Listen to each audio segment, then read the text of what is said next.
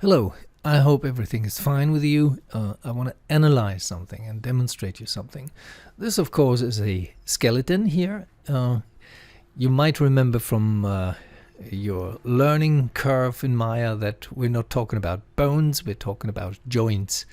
So the joints are being rotated. That's the way you do character animation. I've chosen a workspace called animation instead of the classic arrangement here.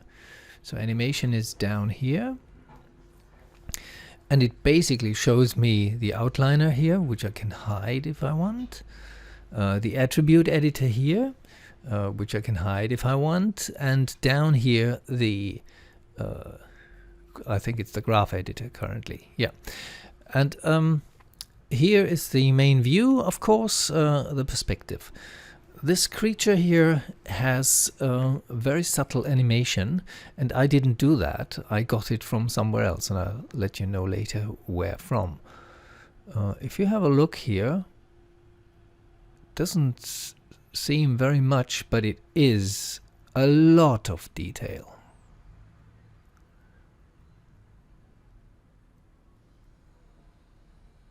It's a lot of detail. The creature doesn't do very much. He or she just stands there. Let's take, for example, this section here where the arms go down. See how the shoulders are affected? They're slightly moving forward to balance out the weight of the hands which fall down. And you see the right foot is moving dramatically, maybe rotating and translating quite a bit, only because the arms are going down. And now this is the face after the arm is down, so the legs spread a little bit to find a more relaxing position. And now the hand moves to the hip, and even more relaxing. To the end now. If we run this the animation, it looks really kind of boring, but once you know how complex this thing is, you appreciate it. Let's have a look at the hand. In the outliner you see all the details here. For example, if you grab the joint of the thumb here, this is the joint where the thumb starts. The thumb does interesting things right here and over here. What's happening with the thumb here? You see it opens, it stretches, it's more bent now. Now it stretches, and now it's bending again. So that miniature animation is visible here in the graph editor. The head doesn't do very much, but it moves all the time. It's never still. And that's something you can only achieve with motion capturing. You cannot do that by hand, because it would be just too much work. You can go into detail here. Every keyframe here is different from the keyframe before and after. Let me show you the geometry, because I hid the polygons here, and here you have that woman who is fed with that skeleton, and she's textured very nicely.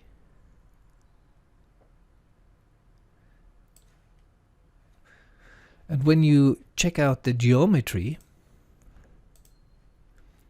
it's very simple, really. It's about 1,000 polygons, which is easy to handle in a computer game, for example.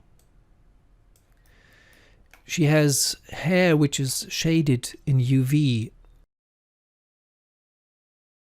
but of course it is not hair. Real hair would be much too complicated to handle. You see edges here, for example, because you need to reduce the polygons in order to keep the scene lean enough. she has an animation of the eyes.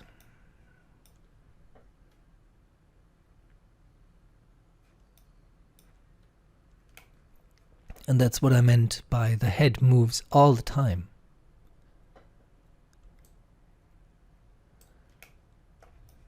So let's have a look at the hands.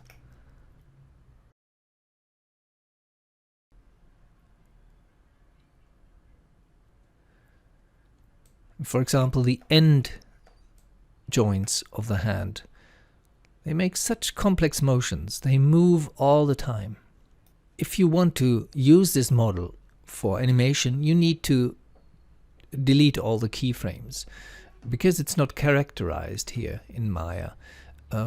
Let's go to rigging and skeleton, and here you find the human IK. That's that window here, and here you see there's no character in the scene, although she's a character animated creature here.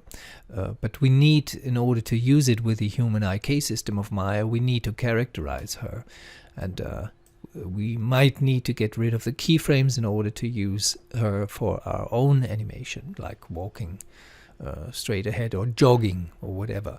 We can also implant other motion capture data into her, but this is I think I covered that several times in other tutorials. In the description below, I show you where I got the skeleton and the animation from. It's currently free, and I can only advise you to download it. This model is this one here on their website. Free 3D people. And you have them in different formats. For example, the business guy on the left, Dennis Post 004, is available in 3D Max, Cinema 4D, SketchUp, Rhino, ArchiCAD, Atlantis, Blender, Photoshop CC, and Object and FBX. That would be the choice for Maya. But for example, over here you have a rigged skeleton of Eric, and you can get him for 3D Studio Max, Cinema 4D, Maya, and even for the Unreal Engine 4, for Unity, and as FBX, which is the most neutral format here. And it depends on the language you choose up here. Languages, you get Sophia animated. That's the one we just dealt with. Absolutely recommendable for studying animation and studying geometry and how lean the scene is. You download the Maya scene and just unzip it and load the Maya binary into your viewport. I'm not affiliated in any way with that company based in Cologne, actually in the same town where I live. And this is a rendering with a very nice lighting setup, which I got for free a while ago, and I made a tutorial about it. It's the 32-bit studio lighting scenes, and it looks like this from above in the perspective view. A bit sobering, and if you want, I can render this scene from the perspective window from above. There she is. Have a good day.